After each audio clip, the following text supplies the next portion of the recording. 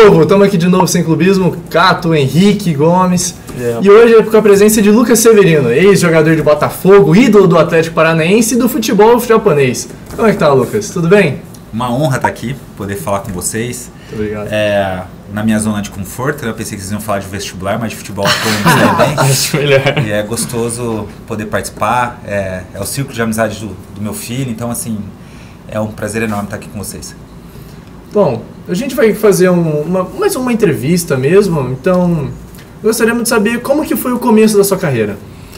Bom, eu sou ribeirão pretano, então é um pouco diferente do momento que vocês vivem lá na final da década de 80. A gente jogava muito futebol na rua, então eu não fujo desse estilo de jogar na rua.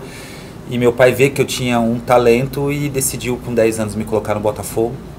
No Botafogo, que foi minha casa, onde profissionalmente me ajudou muito, mas do lado de pessoa também, porque o futebol ele te dá disciplina, ele socializa, traz o aspecto de ganhar, perder e você saber assimilar isso dentro de você. Então o Botafogo foi uma verdadeira escola, fiquei dos 10 aos 19 e enfim, depois foi uma carreira que teve muitos altos e baixos, mas uma carreira que eu sei que foi bem brilhante. E no começo da sua carreira, quando você estava na base, você tem o Pedro, que também joga bola, o João Vitor. Você sente que tem alguma diferença entre a época que você jogou e a do seu filho? Como que é o começo de carreira na base? Excelente pergunta. É muita pressão? Isso foi fácil. Excelente pergunta, porque a diferença que existe hoje com as informações que existe, na minha época não tinha internet, televisão, eram pouquíssimas informações que tinha do futebol em si. E então você jogava muito mais por amor. Não que os meus filhos não joguem por amor, mas existe uma grande massa que envolve, né, os valores, e a própria família acaba colocando ali o esporte como uma fonte de renda, né, que o menino consiga ser um grande atleta para ele poder suprir, né, as ausências que teve dessa desigualdade social que vive o nosso país. Na minha época não, porque o futebol não era tão grandioso assim, você teria que ir para a Europa, como aconteceu comigo. Mas uma pequena parte acontece isso. Então hoje a maior diferença que eu vejo é esse sentimento do amor, não que tenha diminuído, mas eu acredito que as informações tenham aumentado o desejo de vários atletas que talvez nem sonhariam em jogar futebol e por essa forçação dos pais. Mas em termos de futebol, o Brasil continua ainda sendo muito bom, os atletas são bons ainda. Sim, com certeza. E as dificuldades são as mesmas. E só um adendo, quando você fala da base, atualmente você acha que as redes sociais colocaram uma pressão maior nos moleques que estão chegando aí? Igual o Hendrick, você acha que sofre uma pressão que não deveria ter? A pressão existe, na nossa época também existia, mas lógico, sim. bem menos que hoje. Mas existe, para você ter uma ideia, o Botafogo que fez uma campanha no Sub-20 muito boa, até então ninguém sabia a ideia, porque de repente fizeram uma campanha enorme nas redes sociais do clube, até mesmo dos atletas, e aí acabou que no jogo tinha uma quantidade enorme de torcedores, algo que nunca tinha acontecido, e o jogo foi péssimo, então com certeza influencia bastante, tanto positivamente quanto negativamente. Isso vai muito do atleta, né, que tem uma maturidade maior. Eu acho que o Hendrick sofre menos, porque desde o início ele sempre foi colocado como um grande nome. Preparado um pouco. Ele está bem preparado, porque a sequência te dá mais confiança. O Hendrick, ele teve ali uns momentos que ele jogava, outros momentos que ele ficou muito tempo na reserva e a bola na hora que ele entra não tem né, a facilidade para fazer o gol, porque realmente, ele tem 17 anos, né? Ele é um cara que tem experiência. Então. Eu acho que quando ele subiu pro profissional, ele sentiu mais um pouco essa pressão, né?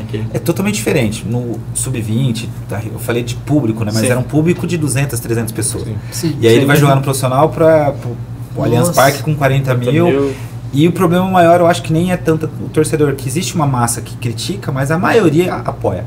O grande problema é a imprensa. E aqui no caso vocês, né, hoje que a gente está tendo esse debate, porque ela influencia muito. Então o garoto hoje, como tem essa informação muito rápida, então ele vê um cara criticando, ele vê um cara duvidando de repente do potencial dele, e isso o psicológico sem dúvida nenhuma bala. E ele, como ser humano que eu tenho certeza que esse momento que ele teve de não estar tão bem, porque qualidade ele tem talento, mas sem dúvida nenhuma foi a parte mental que influenciou para ele não ter sido o Hendrick que todo mundo imaginava no ano de 2023. Certo. o começo após o Botafogo foi pro Atlético Paranaense, né? Como é que... Só um adendo. Antes disso, eu tava olhando, pesquisando, e aos 16 anos você foi para a seleção brasileira disputar algum torneio, como foi? Não, na verdade eu fui convocado jogando no Botafogo. São vários jogadores, lógico que tem Zé Mário, que foi o primeiro jogador do Botafogo aí para uma seleção principal. Isso é histórico. O Raí também foi jogando no Botafogo. Mas na minha época era mais difícil ainda, né? Então assim, foi bom, joguei com o Ronaldinho, Gaúcho, ele no Grêmio e eu aqui no Botafogo. Era até estranho porque eu era o único jogador de clube do interior. Caramba. Então assim, me senti os caras falando já de contratos. E aí eu tinha até que mentir, os caras alavancou muito, mas ao mesmo tempo não era tão como hoje. Sim. Porque não tinha divulgação. Não tinha internet, não tinha rede social. Sociais, Era no jornal que aparecia, no Globo Esporte. E era tão engraçado porque todo mundo falando dos carros, eu não tinha carro e eu tinha que inventar o nome de um carro que eu tinha, porque os caras todos já estavam falando dos carros e eu nem tinha carro ainda. Mas foi um momento especial, assim, e todos no Botafogo. Eu estreiei no profissional com 16, na verdade essa convocação foi quando eu já tinha fazendo 18. Mas no Botafogo profissional eu estreiei com 16 anos. Nossa, artilheiro da Série C. Isso, em 96, olha, 2000, você vê como é que eu tô velho. Em 96, fui vice-artilheiro, né, o artilheiro do clube, vice-artilheiro, Marcelinho Paraíba foi artilheiro da Série C, e o mais importante ali foi o acesso para a Série B. Nossa, foi importante. Foi muito bacana, uma equipe de jovens, assim, foi... Você ainda detém a marca de jogador mais novo a subir da base profissional? Isso é algo que eu sou tão... Eu falo que eu sou desprovido de vaidade, eu nunca me preocupei. Eu sei que eu era um dos mais jovens, mas eu não sei se eu sou o mais jovem a jogar. Eu acho que eu sou o mais jovem a fazer um gol, isso é certeza, porque na minha segunda partida no profissional no Santa Cruz eu fiz o gol com 16 anos. Aí tem lá o tanto de dia e meses, né, que era em outubro, eu já tinha 16 anos e 10 meses. Não é à toa que o Atlético... Não, eu ia confundir, eu ia falar do Rennes, mas faz a sua pergunta do Atlético. Tá. Não, deixa eu falar um negócio. Você ficou até o Botafogo 98? 98. Eu saí em maio de 98. Mas não, abril de 98, foi meu último jogo em abril. Aí você foi para o Atlético. Fui para o Atlético, fui comprado. É uma negociação que na época também foi bem interessante, porque não tinha ainda a lei Pelé, então quem comprou meu passe foi metade o Atlético Paranaense, metade o Juan Figuer, que era a grande empresa de futebol que tinha. Hoje, né, Bertolucci é uma das maiores, mas na época Juan Figuer era o escritório maior, e ali sim eu começo a ter uma visibilidade maior e as pessoas falam mais o meu nome.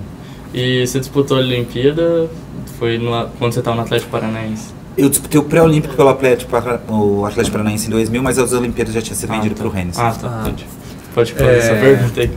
Não, eu ia perguntar que na transição do Botafogo para o Atlético teve esse problema de compra, afins, que acabou perdendo qual campeonato que foi? Você acabou perdendo finais? Não, na verdade o Botafogo, a gente estava na 2 aqui, né? A gente não estava no Paulistão. Sim.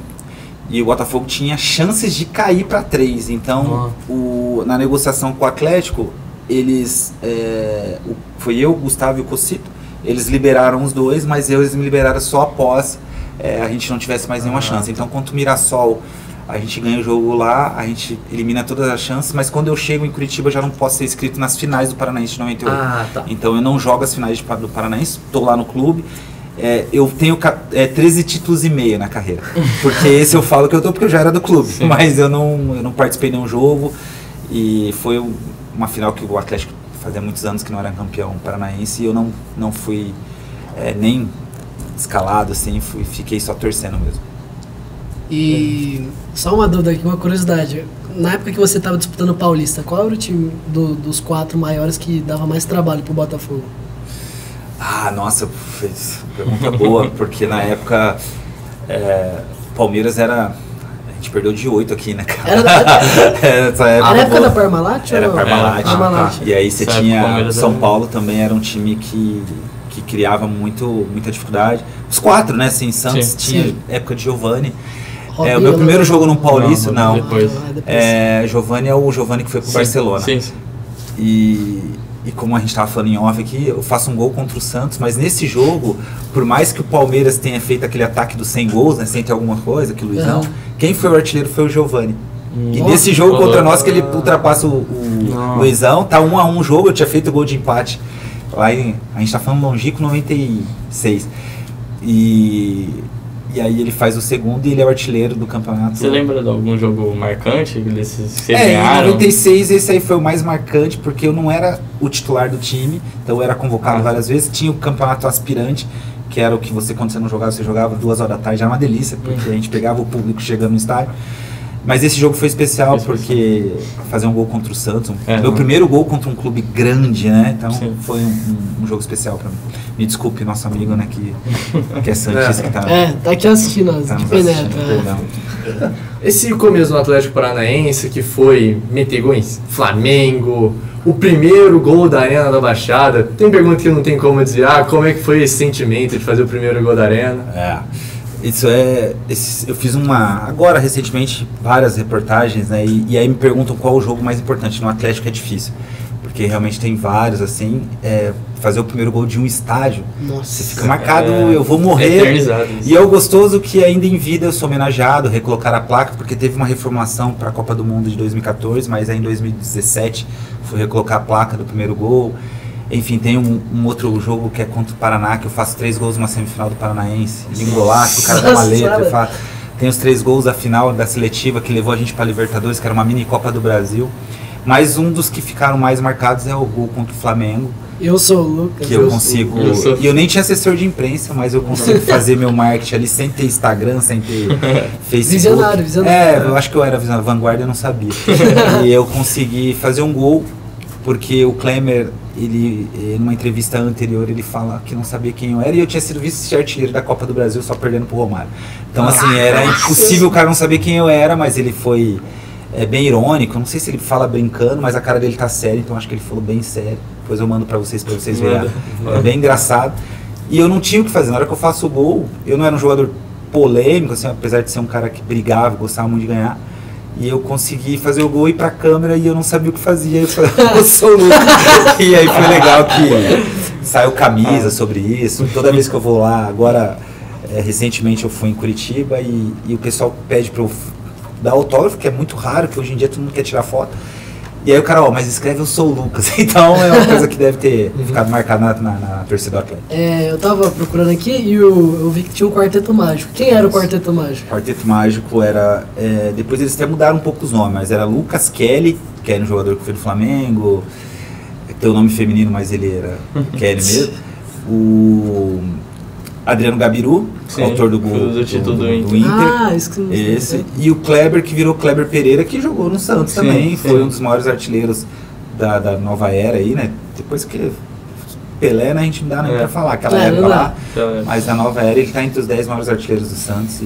E aí a gente fez um quadrado mágico que encantou, né? Final dos anos 2000, que culminou, inclusive, que praticamente o mesmo elenco trouxe o primeiro título do campeão brasileiro para o Atlético, que eu já não estava, mas foi através desse time que a gente fez muito sucesso, a melhor campanha da Libertadores em 2000, foram vários momentos assim importantes. Em 2000 vocês chegaram onde na Libertadores? Nós chegamos nas oitavas, perdemos para o Atlético Mineiro, um jogo que a gente estava ganhando de 2-0 até os 38, que nos dava a classificação, eles fizeram 2-1, foi para os pênaltis, a gente perdeu nos pênaltis. Meu Galo tem alguma coisa com Libertadores. Eu acredito deles é forte.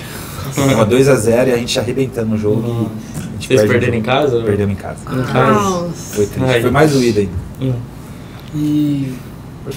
Não, eu ia perguntar do quarteto. E qual que foi a principal mudança que você enxergou? Porque você destacou no Atlético e depois foi oferecido uma proposta de 21 milhões de euros, eu acho, pro Rennes. Sim. Essa mudança para a Europa, o que você mais sentiu, assim, de diferença? Aí vai no que nós falamos no início da conversa. Eu senti toda a pressão do mundo. A França é um país, a gente vê através do Neymar principalmente, né, o quanto eles cobram muito, né, do brasileiro. Eu não sei se chega a ser uma xenofobia, mas existe um quê com o brasileiro, e quando você se destaca, tá ok, mas quando você vai mal, a imprensa pegava. E eu não estava preparado. Eu não estava muito preparado para isso. Eu acho que até um erro, né? O meu staff era muito pequeno, porque o meu staff era minha mãe, meus pais, e só meu empresário, mas muito longe. Para me blindar disso, e era muito forte, as pancadas eram fortes, assim, porque o valor que eu tinha sido contratado era um valor expressivo pro tamanho do clube, né? Não era a maior Pra contratação época, do mundo, 21 mas milhões de euros, mas assim, o grande problema que eu enfrentava era que as coisas não aconteciam, né? Eu tentava, eu tenho 74 jogos, eu acho, mas poucos gols, mas eu joguei, foram 2 anos que eu não fiquei lá passeando, porque eu tentei, eu fazia de tudo para melhorar, eu aprendi a falar francês, eu falo fluente francês, assim, então é algo que eu estava disposto a aprender a cultura, nunca tive problema com comida, mas o problema dentro de campo as coisas não aconteciam.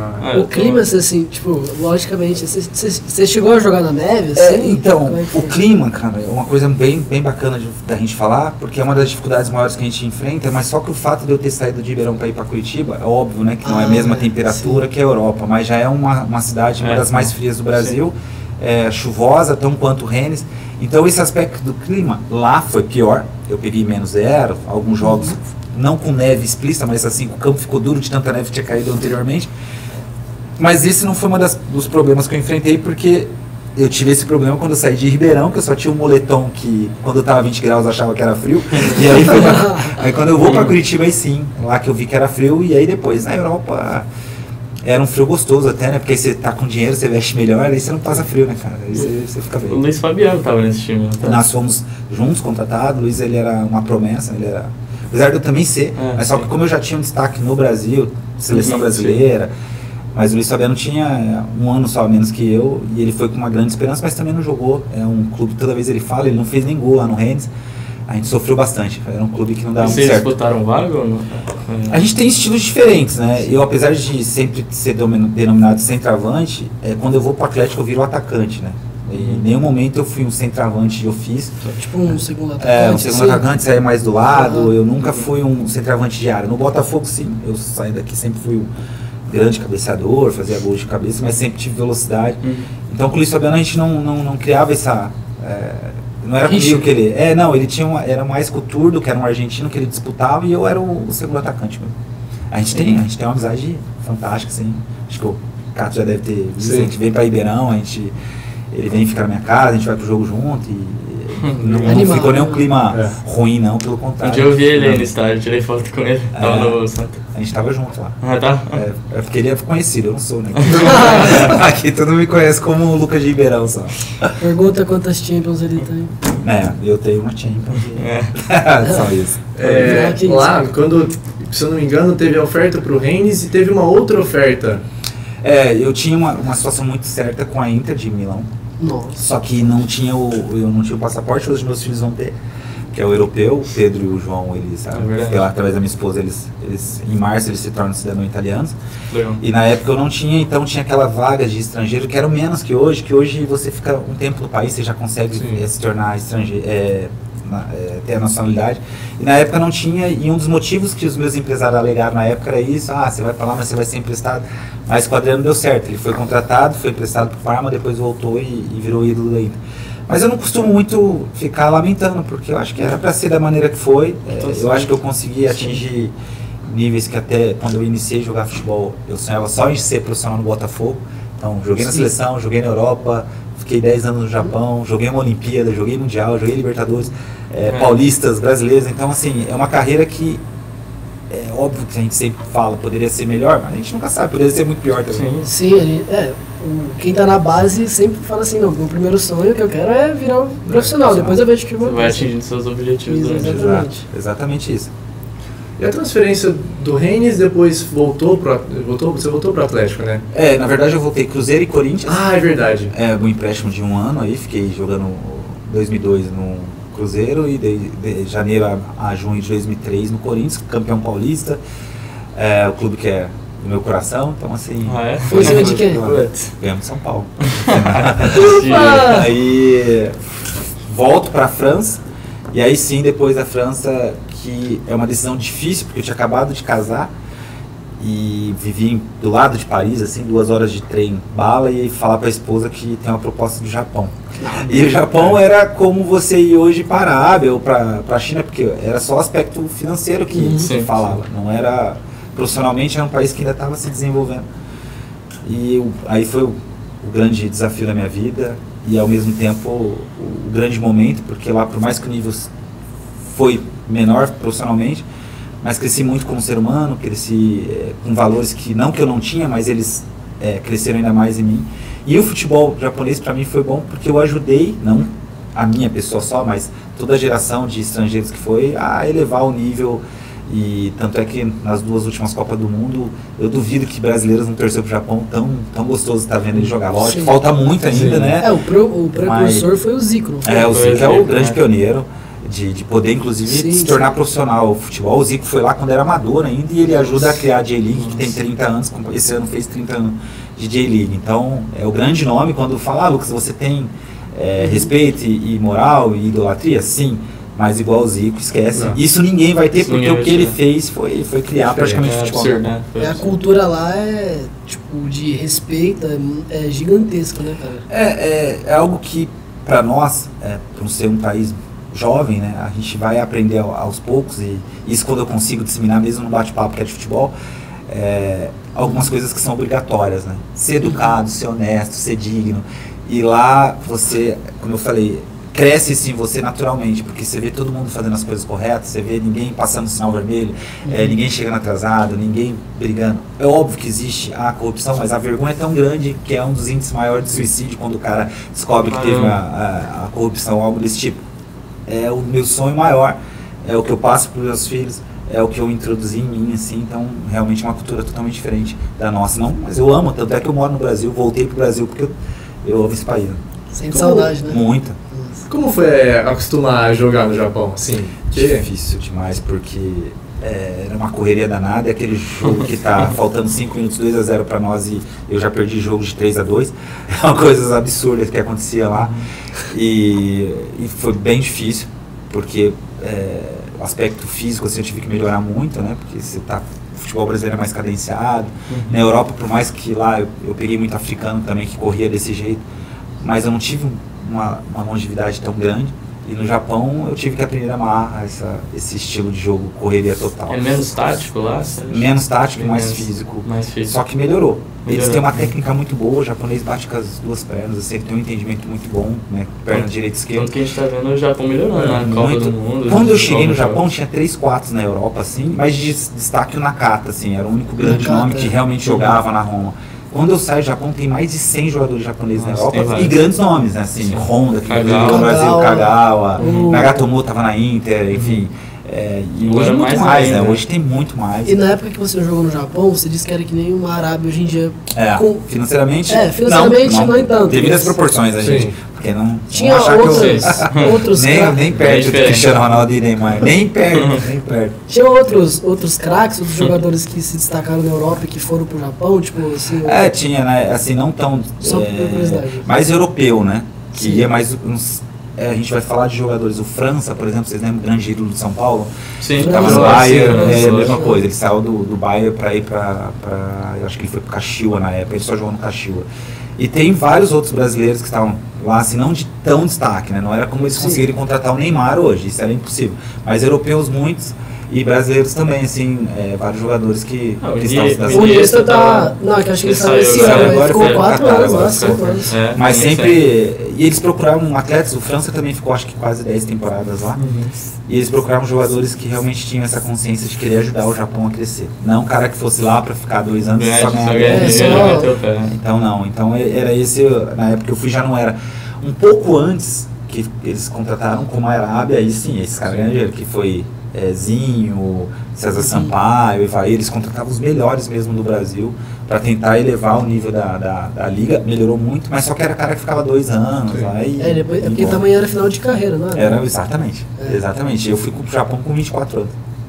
Eu já tinha uma carreira inteira. Uma dúvida que eu tenho é, você encerrou a carreira com 32 anos? Então, 32 eu encerrei no Atlético Paranaense, fiz lá a despedida, colocaram lá a camisa em mim, que eu fiz 61 gols, 128. Só que depois de 3 meses eu recebi um convite para voltar pro Japão.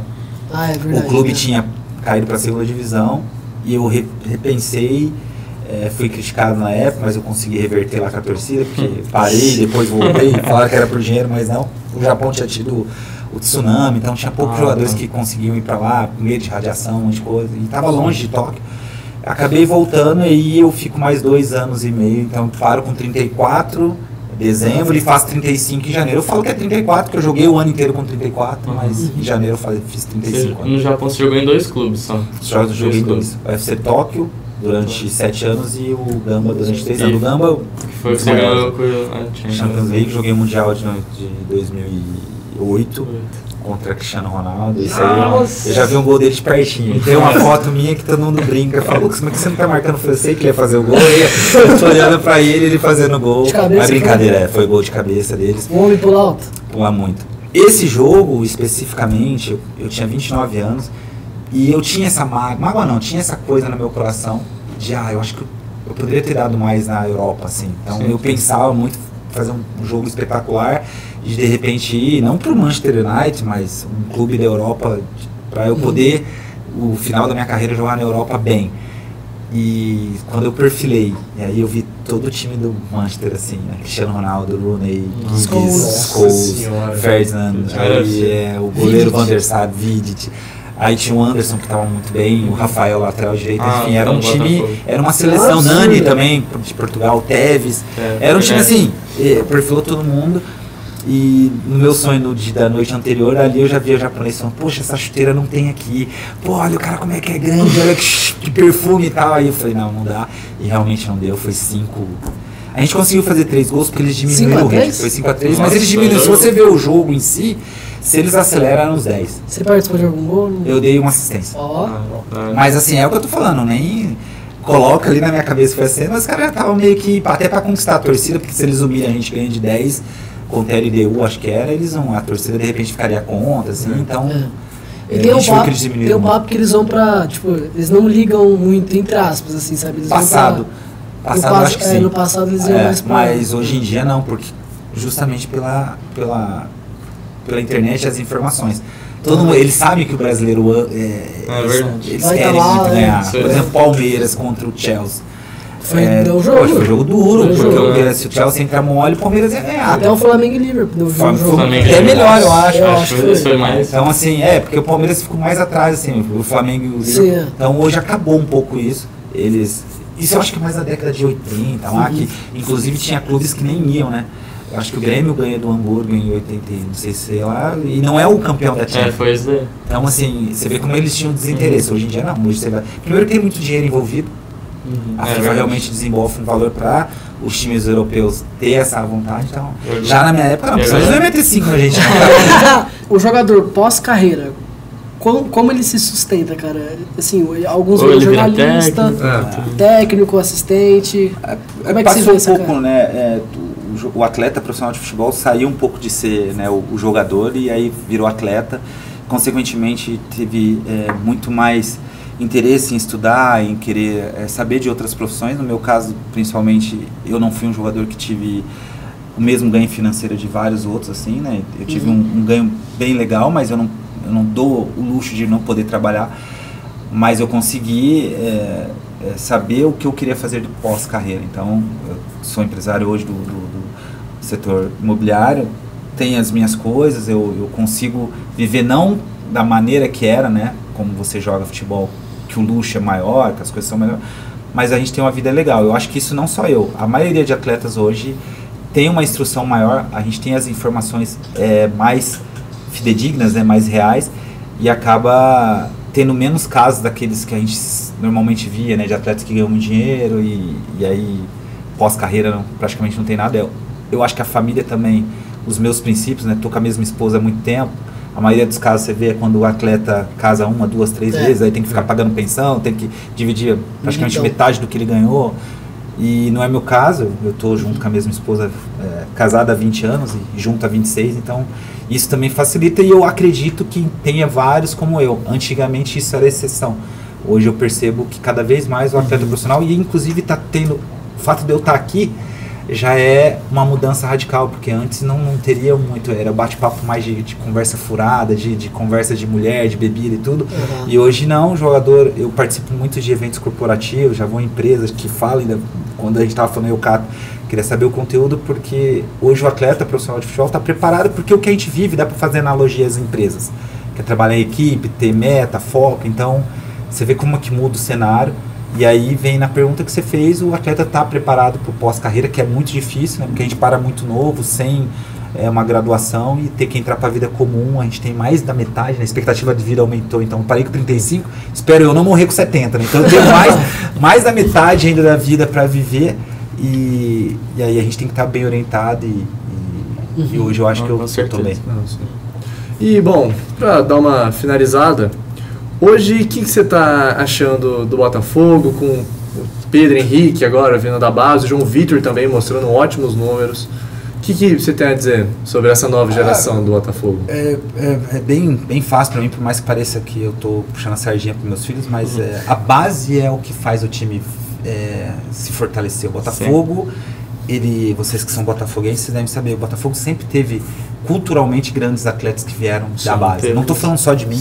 O Botafogo, Sócrates, Doni, Sócrates, Raiz, Mário, Ratinho, Leandro, Cicinho, Diego Alves. Enfim, se a gente ficar aqui, tem que fazer um podcast maior, porque são muitos jogadores que foram. O Eduardo, o destaque do Botafogo, ele jogou eu acho que o Botafogo, ele é de Ribeirão, mas ele não jogou na base do Botafogo.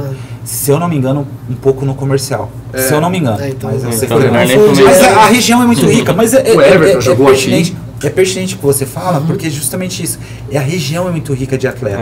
Então, eu torço muito, né? Primeiro que eu tenho meus filhos que estão jogando, que o Botafogo, comercial, quem quer que seja, a Inove agora tem um projeto legal de formação. Olhe com muito carinho para a base, que é o que vai dar realmente, não só dinheiro, mas dar o interesse de vocês irem no campo. É gostoso você saber o nome de jogadores, senão só o cara que contrata fica 6 meses e vai embora. É gostoso ter uma identificação, e isso com a base você consegue fazer. O cara fica 2, 3, 4 anos no clube, torce para que os dois aí consigam, né? Seria uma honra para mim ter 2 filhos jogando no Se o Pedro se destacar, já falou o Corinthians. Porque nós tá precisando. Exatamente. Nós tá precisando, tá difícil. Eu falei para ele não ficar mandando muita mensagem no grupo falando do Corinthians zoando o Palmeiras, porque depois aí vai contratar no Palmeiras. Aí eu vou pegar no grupo. Eu falei para ele parar de zoar os amigos dele lá, principalmente os mais fanáticos, e depois o cara brincando solta uma dessa aí, um videozinho dele, aí acabou a carreira. Nossa, sempre fui palmeirense, aí imagina. É igual todo jogador. Tem que ser assim. É o Fred. É profissional. Sou América desde criancinha, sou cruzeirense, Galo. Tem que mudar. É profissional. Eu tenho 2 clubes, Botafogo e o Atlético Paranaense. O Corinthians é de infância. Qual recado aí você pode deixar? Você que viveu muito, sabe, tem muita experiência, não só no futebol, mas na vida também. Qual recado você deixa para nós mais jovens? Para os alunos da FAC. Estimulandos e outras coisas que, né, se encaixam nesse quesito. Enfim, falar um pouco de analogias, né, que é do futebol. O que me fez eu conseguir chegar a ser um atleta profissional, eu acho que é o que pode ser para qualquer tipo de carreira. Então, toda vez que eu vou, eu faço muita palestra, eu sempre estou falando muito com os alunos, muito com os mais jovens. Então, sempre teve 3 pilares que me levaram a ser um atleta profissional de futebol, e eu acredito que isso possa ser para qualquer carreira. A primeira foi sempre escutar os mais velhos, no caso, quando se trata de alunos, são os professores, os pais. O segundo pilar, e talvez o mais importante, é que eu treinei muito. Eu nunca fui um talento nato, que a gente fala que é Messi, esses que nasceram já com talento, então eu tive que me treinar muito, principalmente perna esquerda, que não era tão bom. Como eu era alto, eu treinava muito cabeceio. E quando a gente se fala de aluno, é isso, né? Estudar muito. Hoje a gente falou muito de informação, falou muito de internet, e se a gente souber usar a internet para esse bem, né? São muitas coisas grátis que a gente tem, e nesse momento de vestibular, eu acho que a gente tem que buscar o máximo de informação possível dentro de onde que a gente pode. E isso é treinamento. Então é o que vocês têm na sala de aula, mas utilizar o máximo fora o que vocês tiverem para fazer o plus, que é o que dá a vitória depois. No meu caso, deu muito certo. E o terceiro, e talvez o mais importante que eu tenho para falar, é que na vida a gente vai receber muito mais não que sim. Na época de vestibular, que talvez vocês vão reprovar mais, né? Não vão passar, na verdade não reprovar, mas não vão passar o que vocês desejam nesse momento. Mas o não desistir é o mais importante. Então, nunca desista nos sonhos, se empolguem, se motivem a cada vez mais, que com certeza o objetivo será alcançado. Essa frase é a que eu mais uso. Vocês vão ter muito mais não do que sim, mas se você souber utilizar esse não como motivador, aí a tendência é que vocês cheguem onde vocês vão querer chegar. É isso, então muito obrigado, Lucas, foi muito gratificante ter você conosco, o papo foi muito bom. Eu que agradeço, vocês estão de parabéns, foi um bate-papo bem leve, mas o espaço exato, foi gostoso e desejo sorte, sucesso em tudo que vocês forem produzir aí. Valeu. Espero que realmente eu tenha correspondido às expectativas de vocês. Foi ótimo. Foi ótimo.